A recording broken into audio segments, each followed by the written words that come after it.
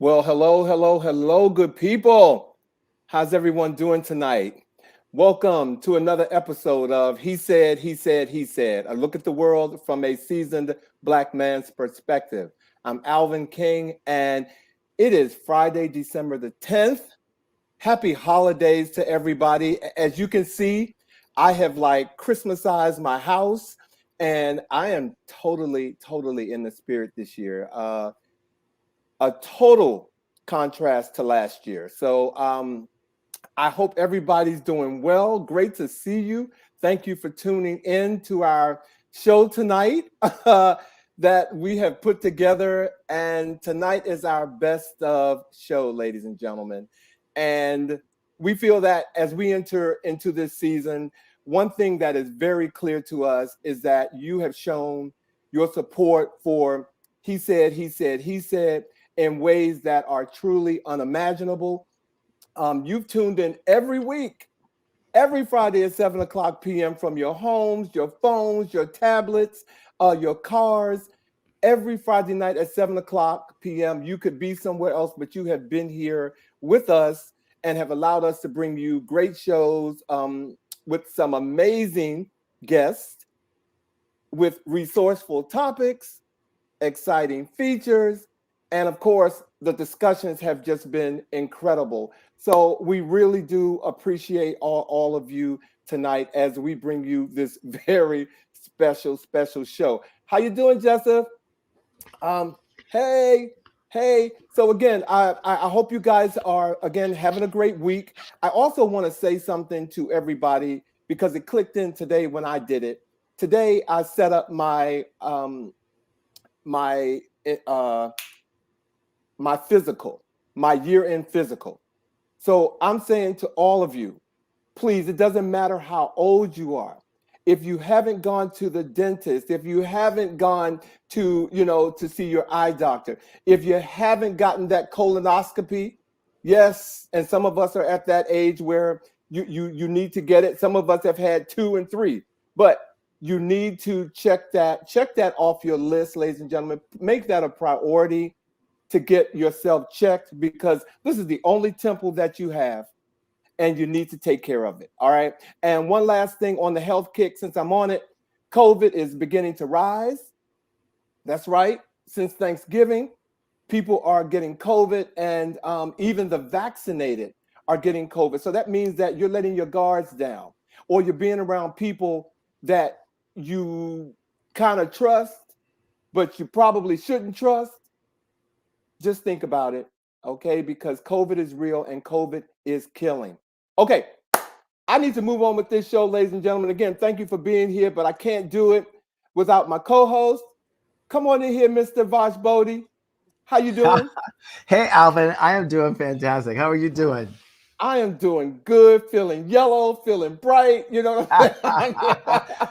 Optimistic about your health. That was quite the encouragement for people to check themselves Yeah, before they wreck themselves. Yes. it, can you say it again? Check yourself before you Before wreck you wreck yourself. yourself. No, it is really very important. And I don't know why people say this, but as men, we don't pay attention to our health. I don't know if that's all true, especially today. It may have been at some other time, but I think men are really paying attention to their health. And I know that's probably another topic for discussion, but I think men are paying more attention to their health than ever before. So I just want to encourage some of you guys out there to take care of yourself and prepare for that physical. Sounds good to me.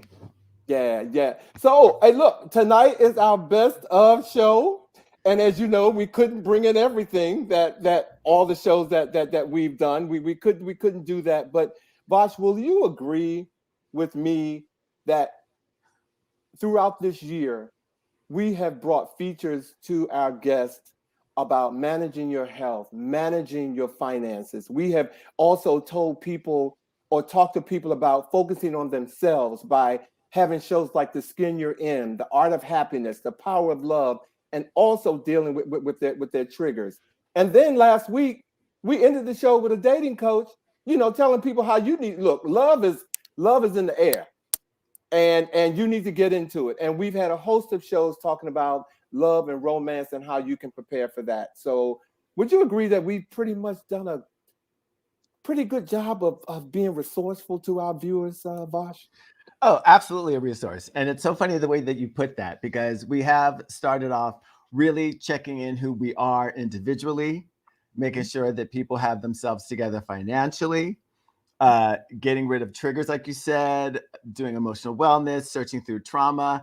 And then we got people ready to go find somebody else. So like, if you've been on this journey with us, we have gotten you to the point where we've gotten you together, and now we're ready to put you out on the market to find love or to keep the love that you already have. So, yes, we are definitely a resource. What's really amazing to me, Alvin, is that after, I would say since maybe June, every week after a show, someone will reach out to me who I didn't even know watched the show, whether they just watched it at one time or what have you, who has said that they've learned something from the show, or that the show in some way, shape, or form changed their lives. And we're going to get into some of these clips, and we can talk about the information that's in those shows, that if people have not already seen them, they should go back and check them out. Or if they have seen them, go back and check them out again, because there's always such a wealth of information that our guests bring to the he said stage for our viewing audience to just enrich their lives.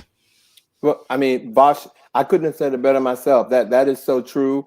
And I see we have, I know I said hello, Joseph, again, but we have Al who's back. We have Rose who's back, Sean, hey, Alma, Rose, hey, Sean, hey, and Alma. Rudy. Thank you guys for tuning in tonight. We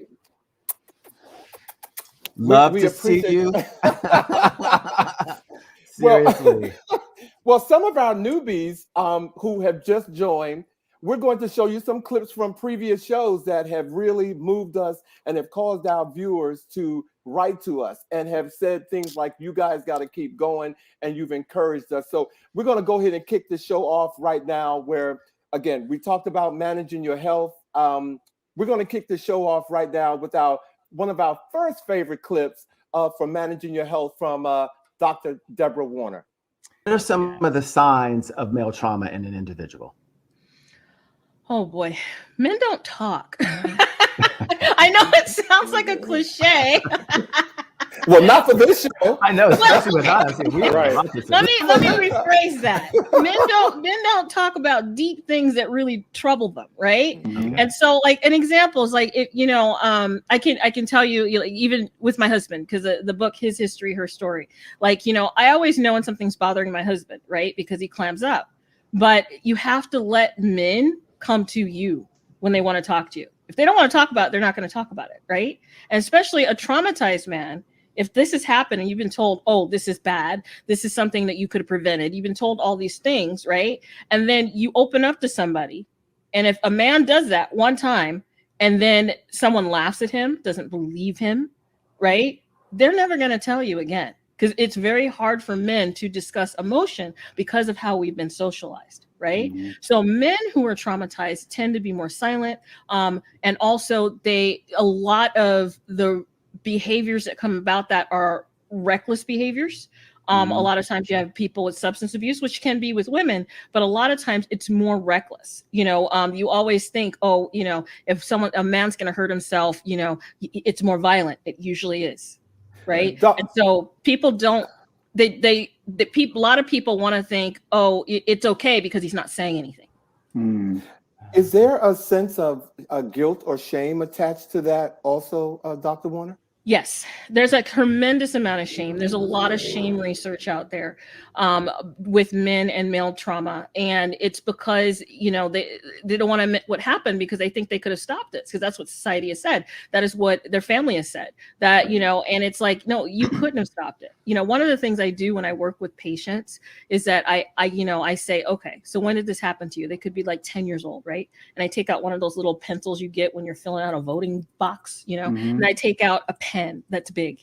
And I said, so this is your perpetrator and this is you. Could you have stopped it? And just doing that at that moment helps people realize, oh my God, like there was nothing I could do. No, the adults in your life should have protected you or should have listened to you. Right. And so that shame becomes blame. right? It turns into something else and they blame themselves. Not only do they blame themselves for everything in their life that is negative because they're bad, they're dirty. That shame turns into all of these balls of negative emotion. And it takes a lot of therapy to go through that. That's why a lot of male trauma survivors will want to overly please you because they don't want to be seen as bad. They want to be seen as accepted.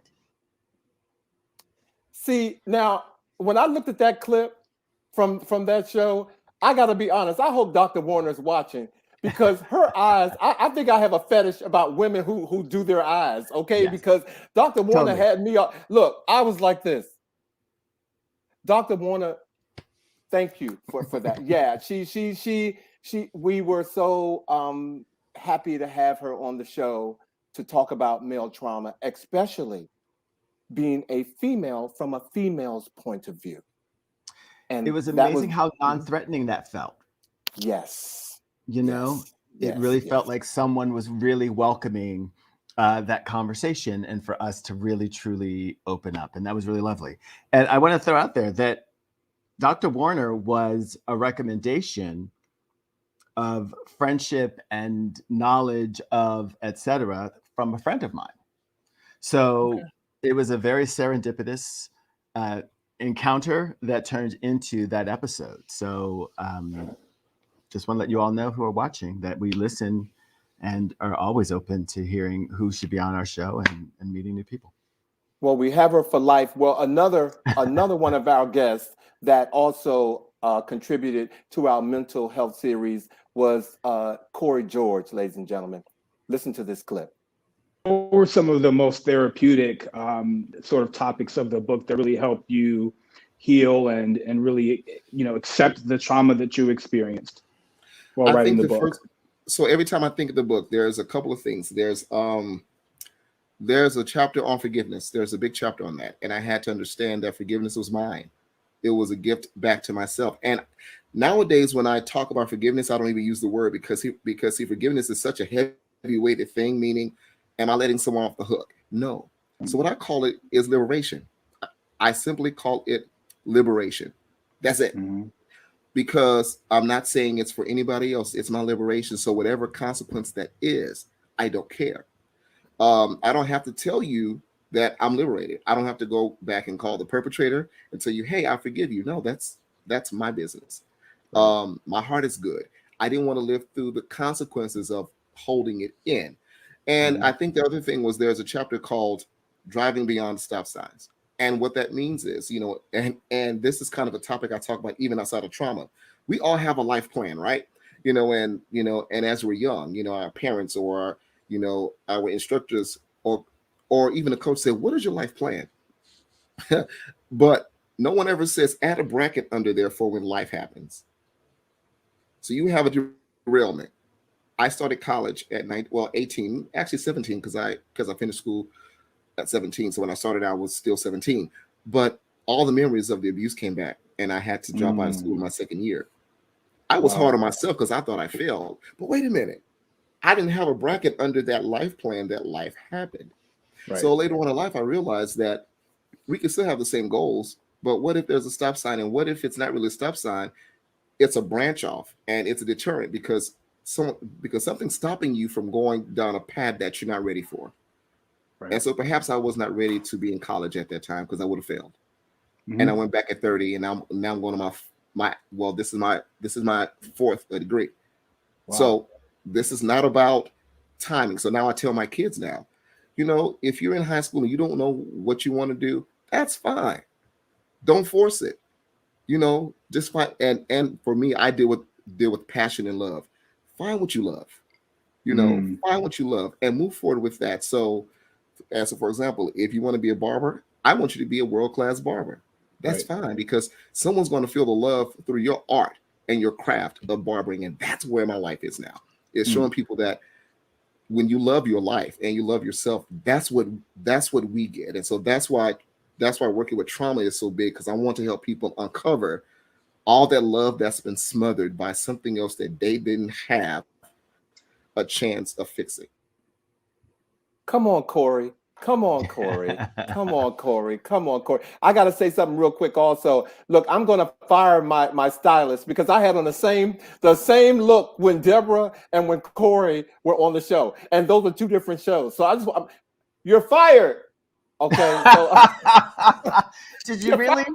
I really did. And I just noticed that. I did. And Vash, did you see the comment from Keith Jackson?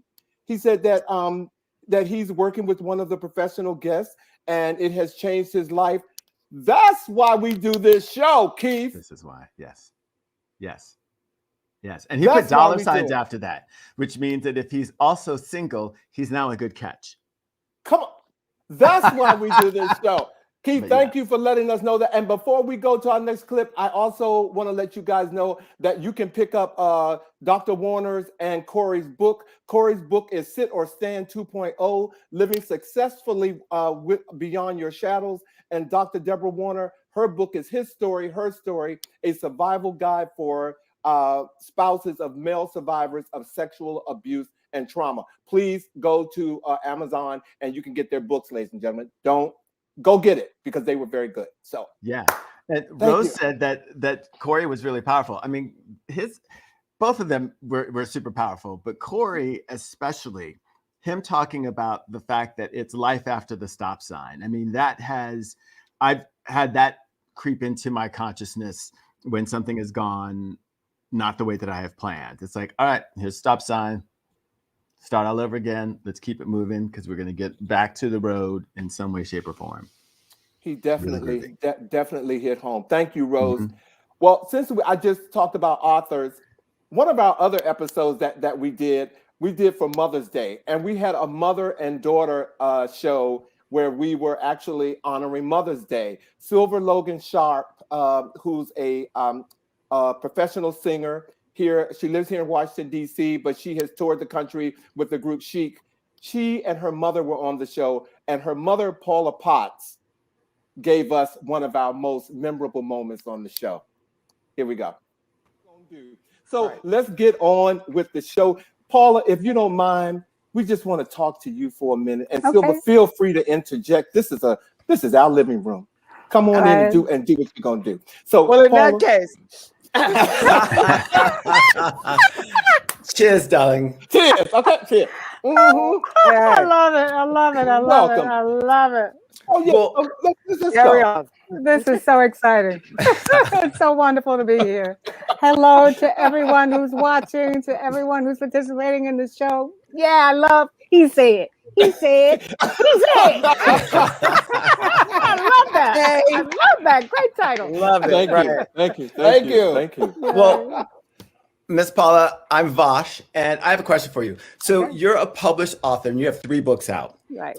They are Yesterday, When I Was Crazy, which is a sacred contract with healing. Right. You've got The Poetry of Miss Paula. Right. Just Paula. I'm sorry, The Poetry of Just Paula. I was looking. Do you have Alvin? You got a copy of that book? I don't. Don't make me do it. No, I don't have it. But I'll have it tomorrow. But you keep going. Right on, Paula. If you got one, you can show it. You have Zentabulous, which is the New Age Fabulous. The new one. Right. Fantastic. What inspired you to become a writer? Many things, actually. But I resisted originally, but it was really my healing process. I was very severely disabled for a long period of time, and I spent 10 years in full-time therapy.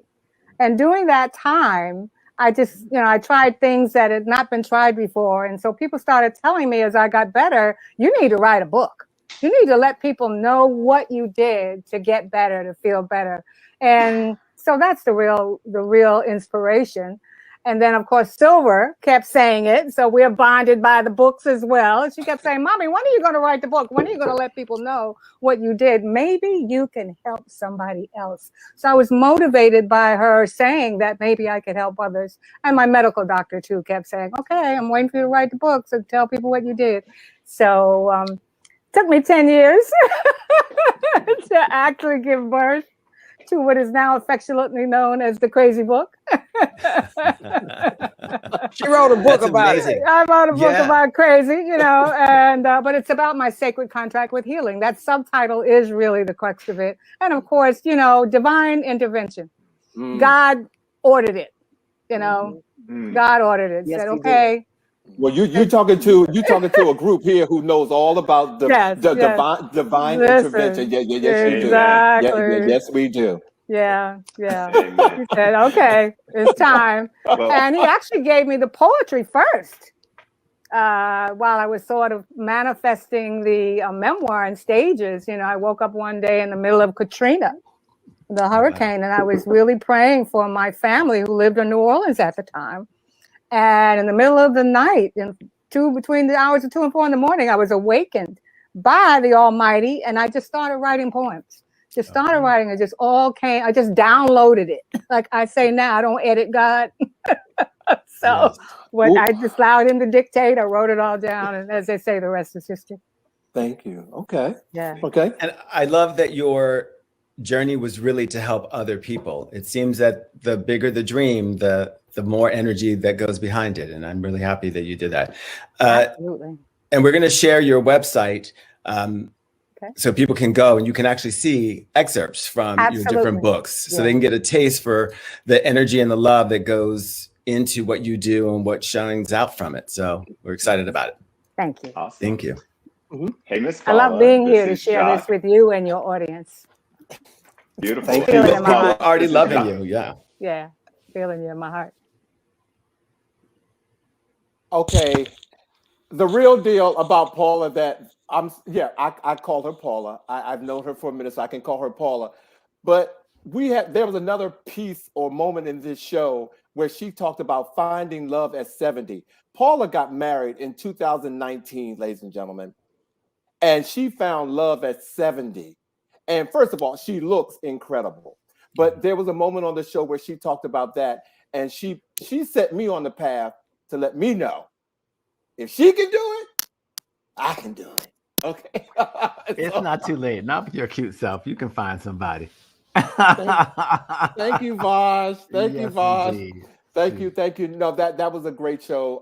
And if you guys can definitely go to our YouTube page, he said live and put in Silver Logan Sharp, and the whole show will come up. So please go there and click and subscribe to our show. So, okay, this next clip that we're going to show, this is our resident. He's our resident finance guru. Okay, he has had 3 shows on here, being financially fit, building your financial plan, and fertilizing your finances. And he's like the finance god to me. Okay, he is. So, ladies and gentlemen, please look at this clip from Mr. Randy Jones.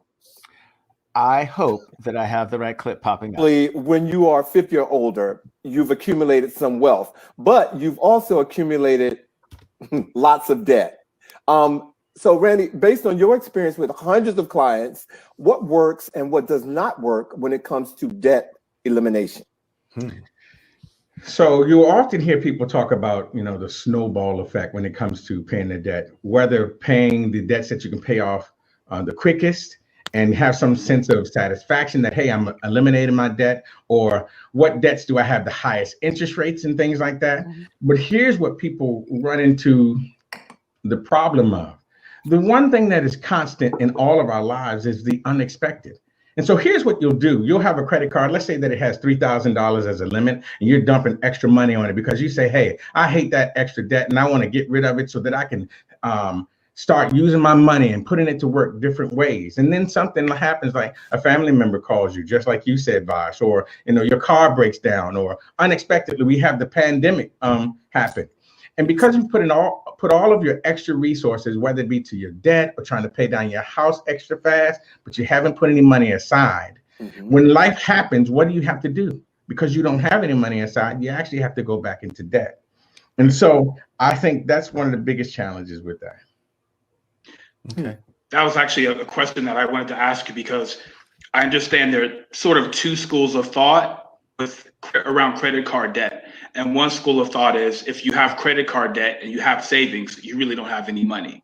And then the other school of thought is, if you have credit card debt, you should, try and pay that off as soon as possible so that you no longer have the debt and you could then save that money. What are your you just spoke to it a little bit, but if you could just elaborate a little bit more as to should you focus on paying the minimum amount of your credit card debt while building up your savings, or try to get rid of your savings so that those funds could be sort of reallocated or repurposed. Outstanding. So if you have that, and I often will tell my clients, I say, look, the difference between wealthy people and everyday people is just the way that they think. You know, generational wealth is really not about money. It's just about a mindset. So I say, look, here's what we're going to do. And people are so emotionally tied to their debt. They'll say, I'll tell them, we're going to pay the minimum on our debt so that we can build up our reserves, because the only reason that we got into debt is because we didn't have reserves.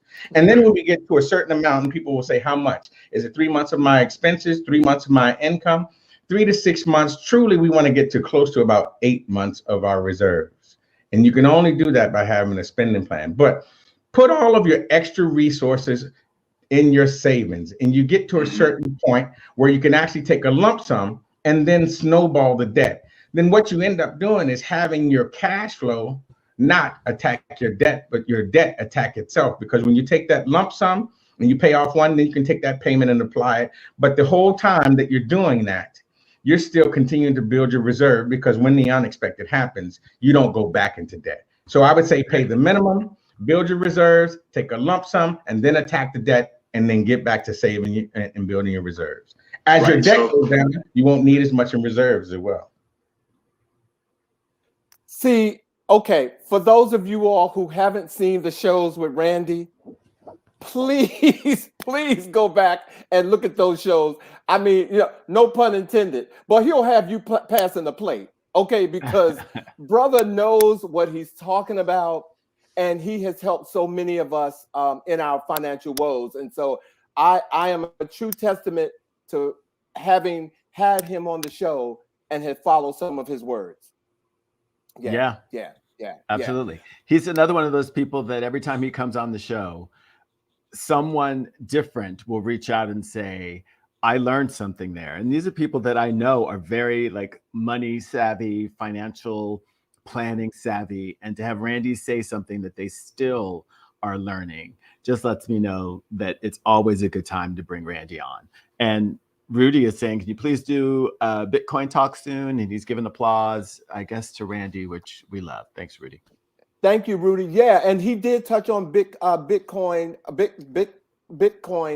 a while ago, but we will bring him back and we will make sure that he talked about it a little bit more, Rudy. Thank you. I know some people have joined, so yes. I want to say hello to Scott.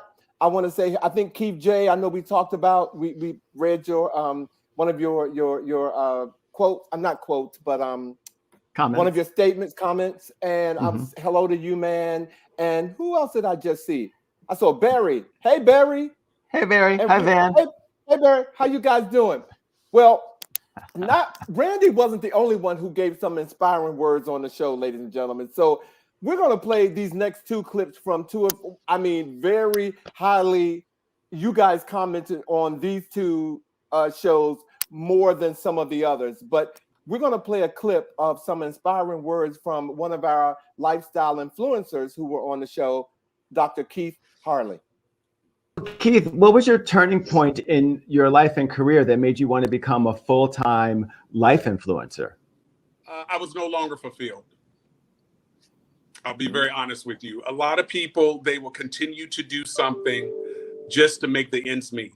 And I knew that was what was paying me. That was what was keeping the roof over my head. I had done my part. 32 years is a long time. I was like, okay, I'm not waking up being happy anymore. I'm not waking up feeling good. So I walked away from relationships. I walked away from a business. I sold it, got rid of it. I walked away from a house that no longer fulfilled me, got rid of the house. I walked away from a car that I got rid of everything. I cleaned the slate because sometimes, and if there's anything that you all walk away with, get rid of the clutter, the problems, the situation, so you can clear the way to receive your blessing. And I promise you, always remember, write it down. You can't get your blessing around chaos. If it does, it'll always look foggy to you. So I had to clear the slate to receive the happiness that I deserved. Now, it was a bit lonely. I'll be very honest with you.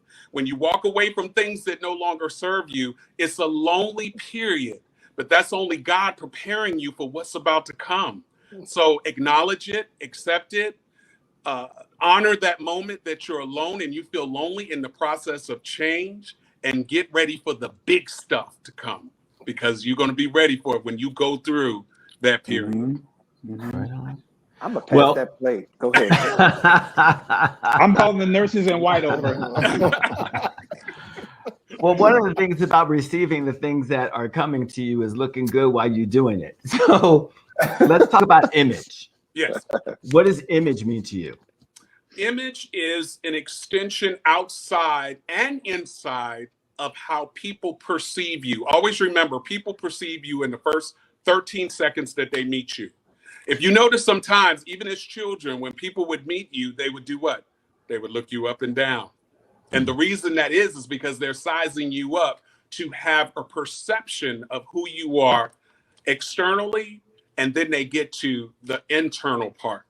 But the image is what sets the business card for your success. That's very interesting, because people do that. And there's an understanding of what people really look at first to really gauge who you are. That's right. What is that? Most of the time they look at your feet. Yes, child. And guys, I'm from Greensboro, North Carolina, and the way my grandmother taught me was, if you have scuffed up shoes, there's an issue with your manhood. Alvin even talked about that in our catch up today when he was talking about the folks showing up at the Olympics without their shoes shine. So there's a whole bunch of broken manhood in that delegation. Okay. And immediately, I'm sure Alvin, when he saw the shoes, he was like, well, wait a minute, what is that saying about that individual? Yes. That is the foundation to who you are. It's the one that walks you. It's the one that keeps you up. It's the one that keeps you stable. So the first thing they're going to do is they're going to go down and up. Now, back in the day, and when we were in high school and middle school, that was when people looked you up and down, that was a sign we getting ready to fight. And we used to call that grit. They'd be like, who you gritting on? Who you looking at? Remember that? Yeah. Right. Yes, but what that was is people are trying to see who you are and what you're about. Now, here's the interesting thing. How you walk with your head up determines your level of confidence. So if you walk always looking down, people are not going to want to follow you because they know you don't know where you're going. But if you're looking up and you have a sense of pride, your mom and your dad back in the day used to always tell you, keep your head up, keep your head up, keep your head up. Because that is the perception of what people think about you. And that is a part of the image. See, a lot of people. Who? Okay. I told you all. Okay. Okay. This is one of the episodes where I said his words were inspiring. Yes. Okay. And touched a lot of us. All right. I thought he was coming on and it was going to be about fashion and just about your clothes. But as Sean said, this show got me together. This show really did. Like, it really put in this whole notion and thought that there's a whole lot more to life. There's a whole lot more to being together. And yeah. He did it. He did it. Yeah. Mm-hmm. He did it.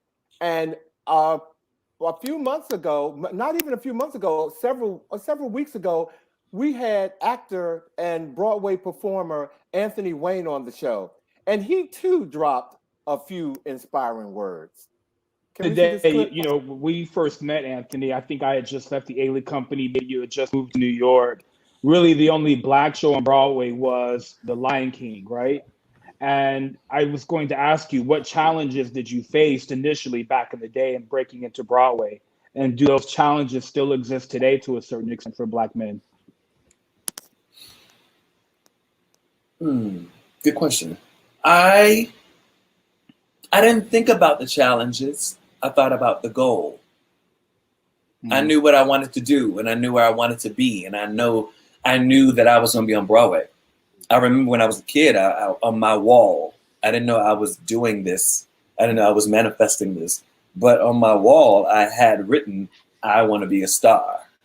or or I wrote I'm going to be on Broadway, or I'm going to be in the Governor's School, which was a high school performing arts company in Virginia. I knew I wanted to do these things, and so even when I first came to New York, I trained at Ailey some time ago, and I remember being in Times Square saying, "This is going to be my home," and you just know it. You just know it. So, of course, I knew that there was going to be work, but I didn't think that I wasn't capable of doing it. And so, what I found myself was connecting to. I did get strategic. I said, "How many Black men are in every show?" And I need to know every Black man and who he is and what he does. Right. Because and at first it was more about maybe I may want their job, but it became more about how do I get to know who these people are and how they got there. Right. And so once I started connecting with other Black men, other Black people in shows, I started becoming part of this family, and this unknown family that I didn't even know that was here. And so that was the gift that I received. Even now, to this day, matter of fact, last night I went to go see Trouble in Mind on Broadway, and I was there with Chuck Cooper and LaShawn's and just incredible people who I remember seeing when I was younger, who I remember hearing and knowing that they've won Tony Awards. It's just like, wow. But truth be told, that's possible for me too. And that's possible for other actors. And so, but that's not the focus. The focus is to do good work and to be a good person and to never stop working. I remember talking to Ben Vereen. He came to see Pippin. And I asked him, I said, what would you tell a young Black actor like myself, who's trying to, up and coming? He said, keep working. And I didn't understand what he meant. I was like, keep working? That's all he's going to tell me is keep working? But truth be told, I thought about it for some time. I was like, wow, keep working, meaning like keep working on yourself. Your craft, yeah. Keep working in life. Keep working on your craft. Keep trying to do even greater than where you are. Like all that came from life lessons. But for him to tell me those simple words, it was just like evolutionary. See, I told you all. Those shows moved me. Okay, I was moved after those shows. I decompressed after each show, but after those two shows, I really walked away with thinking, okay, Alvin, this is like a path to where you want to go. They gave me they fed me that night, and absolutely. I appreciated that. I appreciated that. So, look, our next clip, ladies and gentlemen, we've made her our resident chef, and some wonderful things came out of this show for her, for which we'll tell you about after the clip. There are some good things happening in the world, and tonight they happen to be happening on He Said, He Said, He Said. So that's right. If you guys are ready, we got some cooking to do tonight. So let me introduce our special guest tonight. She went from being a record-holding track and field athlete to a professional runway model, to a reality TV personality, and a top talent executive in Chicago. And now a business owner, a new mommy with one of the most beautiful daughters I've ever seen in my life. Ladies and gentlemen, welcome to the He Said, He Said, He Said stage for our first cooking show, Chef Cottrell. Come on in here, Cottrell. Hey. Oh my God. That was a good intro. Like you're hired. Well, Cottrell, we cannot stress enough that we are so happy that you are joining us, and with the 4th of July being here, we want to make sure that we give our viewers we are a resource to our viewers, and we want to make sure that we tell them from our perspective what's the new fun great eats from a Chef Cottrell point of view. So we are so glad that you are here. Aww. And let me set this up, because I'm usually sitting where Saladin and Vash are. So Vash and Saladin are going to be actually the hosts, because I'm going to be cooking with you tonight. And you better cook. I'm so excited. You better cook, Alvin. Listen, Alvin, if you're gonna be my sous chef tonight, you gotta come correct. It's gotta Right. be Right. More So- correct than Focus. this? More I mean, correct than this? you're a little off on the pattern, but we won't subtract that from your cooking. So let's just bring our A game. I think you look Bring our A-game. fantastic, Chef Alvin. I love it. I love Okay. it. So tell us what's tell us what's going on with what we're going to prepare tonight. Yeah, so I know that a lot of people, COVID's kind of slowly dwindling out, right? We're thankful for that, where we can get out of the house, but some of us are still afraid to get out of the house, and I totally understand that. And we want to entertain at home, and you want to do it with style. You want to give your people luxury eating, as I like to call it. So I today have set up 2 amazing starters, or appetizers, if you will, that will have your guests talking. I mean, you know that phrase, like slap your mama? They're literally going to want to slap you. So just stay tuned. I'm just That's saying. a black thing, y'all. That's a black thing. Okay. Okay, Right. but what do the white people say? I can't tell you because I'm not. Okay. Yes, indeed. Well, are you guys gonna get cooking? I can't wait to start smelling some good stuff coming over across the screen. Okay. Plus, we have some I know. really good questions for I'm you, gonna Chef say- Cottrell. Yay! I'm all for it. I'm all for answering. Right on, right on. So, you guys are cooking what first? Alvin, we're gonna do the crab balls first. You okay with that? I am. Let me go to. I'm going to get something out of my freezer and come back. Okay. I'm Right on. getting, While he I'm does getting, that, I'm getting the Winnie Williams mouth water here.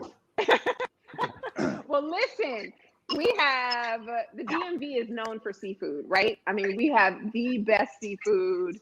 I don't care, better than New Orleans, like better than some of the other places. I feel like we have the best seafood. And today I'm going to show you how to make my crab cakes. But we're going to make them into, instead of actual crab cakes, we're going to make crab balls.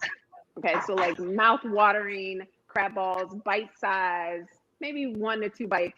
And my secret dipping sauce, which I won't give out, but Alvin has a secret dipping sauce. So he'll be the taste tester today for that. So let's get started. And while you're talking about the crab balls, I don't know about any of if you guys, Vash and Saladin, but I don't know how to make a ball. I don't know what the problem is. I can roll it and do all that, but somebody needs to come out with a ball making machine for like crab balls or salmon balls. I cannot make it. I know there's a thing that you can make a ball out of, like watermelon when you scoop it. Yes. But Cottrell, I need you to slip me that whatever that gadget is, because Alvin can't make a ball. That's all. I'm done. Okay. You're gonna learn tonight, Alvin. You're gonna learn You're gonna tonight. learn today. You're gonna learn today. You're gonna learn with 2 hands. So I'm gonna learn. So I have already drained my crab meat right over the sink. However, you want to take it and just kind of drain that extra juice that's out there. You don't want that in your crab ball juice, so if you will, per se. So I have 2 bowls. I'm gonna empty out the crab meat in 1 bowl. All right, not the same bowl. This is really important, and make sure all of your crab is out of the bowl. We don't waste crab in the DMV. No, we don't. No, we don't. Do not. We don't. We don't. Now, The Chef other bowl, Cottrell, would it matter for Yeah. some people if you use real crab meat versus imitation crab meat? Absolutely. Real Okay. versus fake anything always makes a difference. I don't care if it's jewelry, food, friends, people, relationships. Real versus fake always makes a difference in flavor and taste. I mean, it's definitely it's like night and day. So Okay. don't do it. Okay, see, Chef Cottrell, thank you, ladies. Thank you, Chef Cottrell. And real quick, I need to let you all know, since Chef Cottrell appeared on our show, ladies and gentlemen, she has opened a luxury brunch, a luxury brunch here in DC every Saturday and Sunday. I have attended the luxury brunch. You can go to chefcottrell.com. It is amazing. It is like brunch on steroids. I mean, and it's not just the brunch, the food.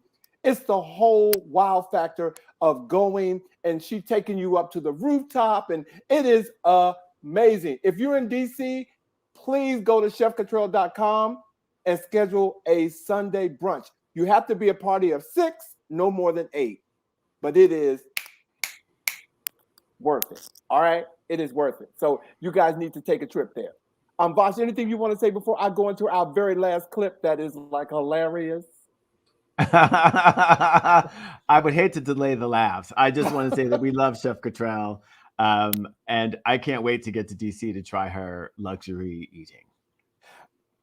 Yes, and thank you for saying that, and I'll tell you more why Vash said that too, because anyway, our last clip tonight, ladies and gentlemen, is actually one of our most funniest clips, and we even invited one of the NNPA's.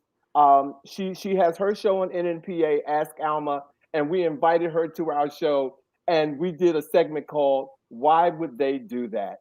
Let's roll the clip. Talk about people and their kids for a minute. Yeah. Can we talk, because I love children. I love everybody. I love kids. They are the future. I love the kids. I love the kids. I love the kids. But what gets me is that, you know, why would people, why do some parents bring their kids to other people's houses or places and forget that the kid may tear up something? and they just sit around like, okay, well, we're not at my house, so the kids going to, you know, the kids do what kids do. But you at somebody else's house. Right. So I mean, so why would they do that? Why would they do that? And I've been to plenty of parties with their kids, and I've sat back and watched how kids have torn up somebody else's house, and the parents is out there drinking and out there, you know, got their feet up, and the kids aren't bad. But why would the parents do that? Why would they do that? Why would they do that? That's when I think that it is my obligation to express how we are all in the village. Because I don't really care whose child it is. It's something inside me. I've been at the mall. I've been at restaurants. I'm at the airport. I'm all in somebody's business. Is that your child over there? That's Cicely Tyson saying, why would they do that? Why would they do that? Why would they do that? Look, where they do that? Yeah, and it's not. And they do it. And again, I love kids, so I ain't blaming the kids about nothing. But see, I think it's our responsibility as a village, though, Alvin. When those things happen, we have to say something. Yeah. We have to say something. No, I truly was at a party, and I swear I saw, and it wasn't even my house, and I saw the people had all their kids there, and all of a sudden, I was like looking around the backyard, like, well, where are all the kids? And the parents were out in the backyard. And I went in the house, and the kids were throwing pool balls and everything. I was like, "This not pool balls." They had just okay, but that's all I'm saying is, why would they do that? But we're well, one time. No. But the really quickly, one of my girlfriends brought her daughter to my place, which was fine, but she had put some leave-in conditioner in her hair. So we sat at my dining room table, like just having some snacks and some drinks. The little girl was all over my couch with her leave-in conditioner on. All over you. Why would they do that? Why would they do that? Well, Saladin, I'm mad for that one. But let me add quickly, Vash, why would they do that to me would not apply to the children, because the children are going to do what they do. It should apply to those parents out back that I would say, where your child? Because is that your child? Right. Well, Karen said people don't train their children properly, and Lillian said you invite them to leave. She said she lost a friend because she told them that they can't visit anymore until they learn to look and not touch. Yeah. Come on, Lillian. I don't know you, Lillian. That's but my godmother. Lillian, that is my godmother. Lillian, you can come to my house any day, anything, Lillian. Okay. I support your ministry, Lillian. I support your ministry. That. You know what else too? My mother, God rest her soul. I love my mother to death, but my mother was straight up. She ain't sugarcoat nothing. So when I had my sweet baby boy Joshua, my mom came up to the hospital, and you know what she said? Let's be clear. Don't nobody think he as cute as you do. Okay. Although it, shook me for a minute, it was true. Yes. Don't nobody think he Cupid you. So deal with I it. support when you need to support deal that. with Why would she do that? Okay, we're gonna give it. Kapow! Why would they do that? Because they're trying to save somebody from a beatdown. Okay. I was a bit laughing. Thank you. Kapow! Kapow. Oh my goodness. Rudy said, not in my house. He goes, when you bring kids to my house, they fall under my rules. Period. Kapow. Kapow. Kapow. Kapow. Kapow. Okay, so ladies and gentlemen, we have gotten to a point in the show where we would do our second segment. And our second segment of the show would have we had many segments that we introduced to you, but the two most popular segments that you all loved were Black Excellence and the Pop-Up. So we're going to give you our two favorite, one of our pop-ups and one of our Black Excellence segments. Welcome everybody to the Pop-Up. Y'all, Black TikTok creators are on strike, and it is really one of the most significant withdrawal of Black participation since the Montgomery bus boycotts. For as long as we can all remember, Black, Indigenous, and people of color have had their cultural contributions stolen by white culture. And today I'm telling you, the children are no longer having it. TikTok is a popular short form video sharing app for your phone or your tablet. Now, one of the video categories that has driven TikTok's popularity is the dance challenge. Someone creates a video and a dance, they upload it, and then people begin to share that choreography and it spreads. Now, what we have come to realize is that most of these dance creators are Black people, but the viral dance sensations are a select number of young white girls who did not give credit to the original choreographers. Now, by not giving the Black creators credit, these white TikTok users have been able to parlay these dances into personal financial gain through the huge number of likes and followers. This translates into money in the TikTok marketplace. They've even landed live appearances on Jimmy Fallon and at basketball games, presenting choreography as if they created it. Now, once these outlets realized their mistakes, they did try to acknowledge the original dance creators, but it wasn't enough. And without support from TikTok, these Black creators felt they had no choice but to go on strike, and the hashtag Black TikTok Strike was created. So why is the strike so significant? What is the impact? Since the Black TikTok strike has started, dance challenges on all platforms have completely stopped. The only things you see are watered down versions of previous dances where people creating choreography that is so uninspired, it has some users reacting in complete disbelief. Megan says, hands on my knees, shaking on my thought. And the white women said, the instructions are right there. The very survival of the TikTok platform is threatened as users are considering deleting the app. I am sicker than an 87-year-old with COVID of watching these white people try to do the thought challenge with their hands in the air, not on their knees. Please just end it, because if I gotta watch it one more time, I'm gonna just have to throw the whole app away. And probably my skin. I'm just ashamed to even be this light. The strike is also affecting the music industry and performer revenue. Without viral dance videos, music song plays and downloads have dropped. The greatest significance of the strike, however, is that it is showing young Black people the significant contributions they make to the world and the power that they have to change it. Wow. And this is a complex issue with a lot of moving parts, but something has to be done. In the past, creators have had to reach out to those benefiting from the intellectual property for credit. TikTok must implement a way for users to give credit to creators when uploading a dance video, or for creators to demand credit when their work is copied. Celebrity choreographer Daquel Knight has started a company to be able to copyright these dances. Content creators might want to legally protect their work, before uploading it. The creators might consider moving some of these other video sharing apps, Dutchmash, Triller, or Funimate. The Black TikTok strike has proven that there's demand for Black creative content. Other apps might promote their Black creators and find ways to protect their creations to ensure everyone's financial gain as a means of securing a wider user base. The one thing we all can do is support Black creators on whatever platform we find them. Here are a few that are making waves. So, ladies and gentlemen, believe me, this strike is real, and we want to hear from you. Tell us what you think about the Black TikTok strike. We can't wait to hear from all of you because this is very, very, very important. Thank you. Yeah.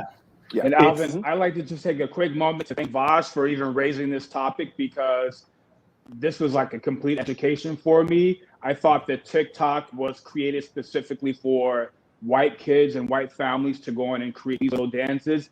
I had no idea that young Black choreographers were creating these dances and that white kids were learning them from the other platforms and then posting them on TikTok. I had no idea. So this was a complete education for me. So thanks, Vash.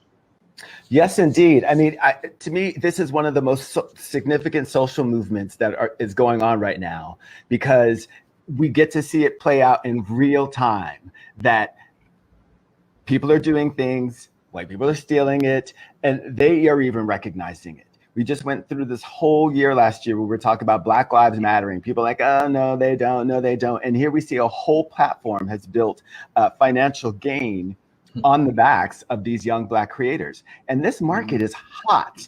It is hot. TikTok is, like I said, it's a short form video sharing program. TikTok is making YouTube and Instagram change their whole platforms.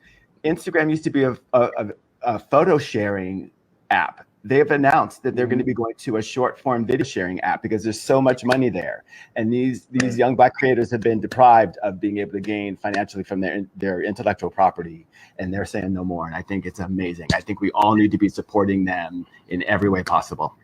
Well, and in the whole theme and subject matter of this show tonight, developing your financial plan, there is a lot of money to be made in these in this platform. And so for all you young kids or young people who don't know the art of managing your money, this show is really for you because some of us get money so quick, and the way this industry is, TikTok in particular, all you have to have is what, 4 or 5, thousand hits before an advertiser is looking at you, considering throwing money. By the time you get to 1 million, you're getting money, and money that you don't even know how to manage or deal with. So this show is actually for you as well. So Vash, on the coattails of Saladin, thank you for bringing this to our attention, and hopefully viewers, you all will do your homework because the Black TikTok strike is real, and that's why you haven't seen some of the better choreographies out there these days, because the Black folks have said, no, you're not using us. You're not using us for your financial gain. So thank you again, buddy. Thank you so much. What they said? You say what?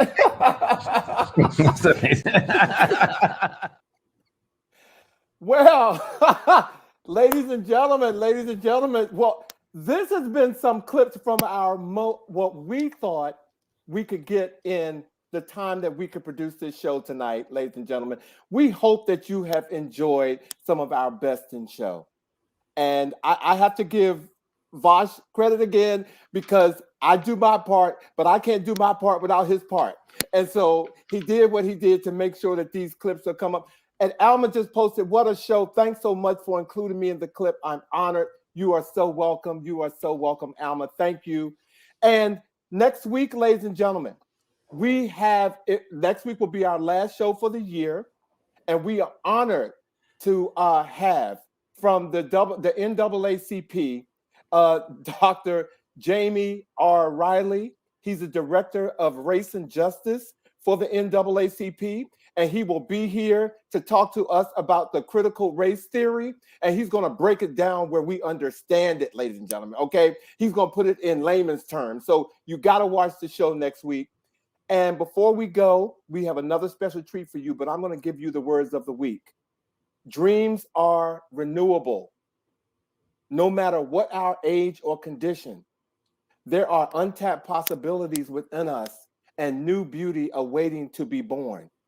And that was from Dr. Dale Turner, ladies and gentlemen. Yeah. Oh, G, no, it's the last show for the year, G. Next week for the year. Yes, for the year. But we're going to end the show tonight with a very special performance from a Grammy-nominated songwriter, Mr. Gordon Chambers, ladies and gentlemen. He wrote Anita Baker's Grammy Award-winning song, I Apologize. He was here with us, and tonight we're going to close the show with one of our best shows, ladies and gentlemen, featuring a performance by none other than Gordon Chambers. So right now, we're going to say thank you for joining us this week on He Said. He said. He said. He said. He said. We'll see you guys soon. Hope you enjoyed the show. Thank you. He's here, and he's here on He Said, and he is going to perform for us tonight. And I don't even know what he's performing, ladies and gentlemen. So it is a mystery to me and a gift to me tonight. Ladies and gentlemen, welcome back to the He Said stage, Mr. Gordon Chambers.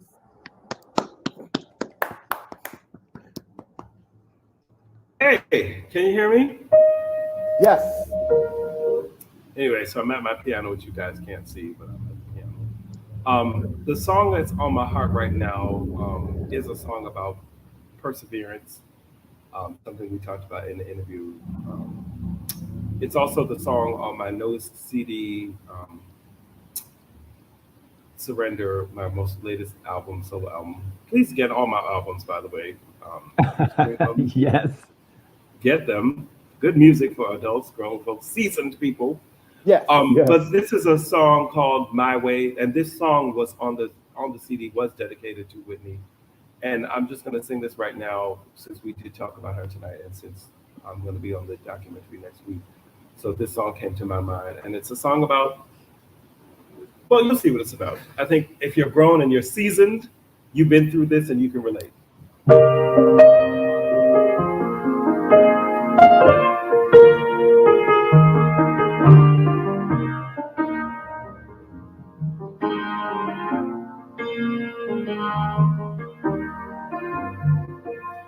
Took some time to learn. I got a few fingers burned, but I fought for what I knew, did what I had to do for what I believe was true, and I made a few mistakes. I've learned a few hard lessons. My heart had to break. Every day there were blessings. Somehow I'm still here. Grounded, I can say that I made it through the tears, and I did it on my way.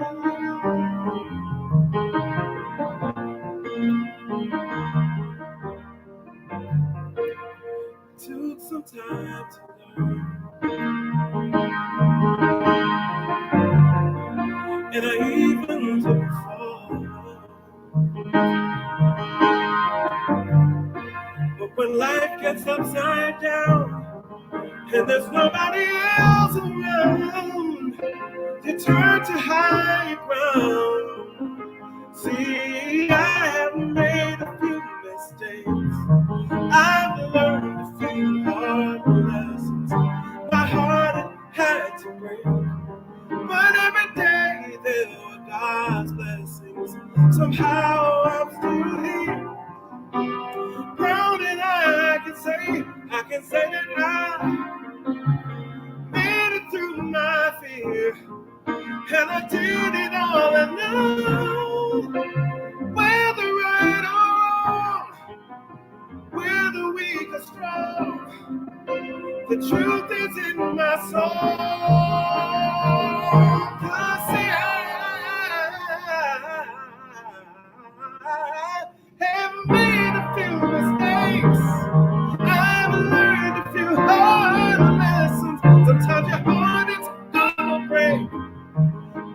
every day there were blessings. Somehow I'm still here. More than I can say that I made it through the tears, and I did it on my way.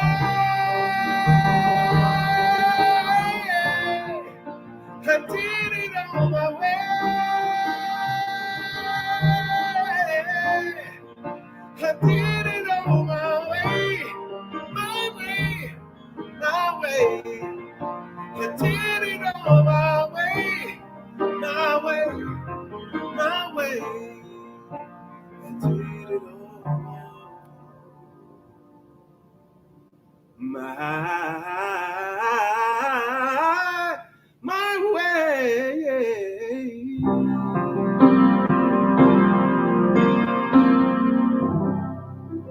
Come on, you all. Give it up for Mr. Gordon Chambers. Ancora! Gordon!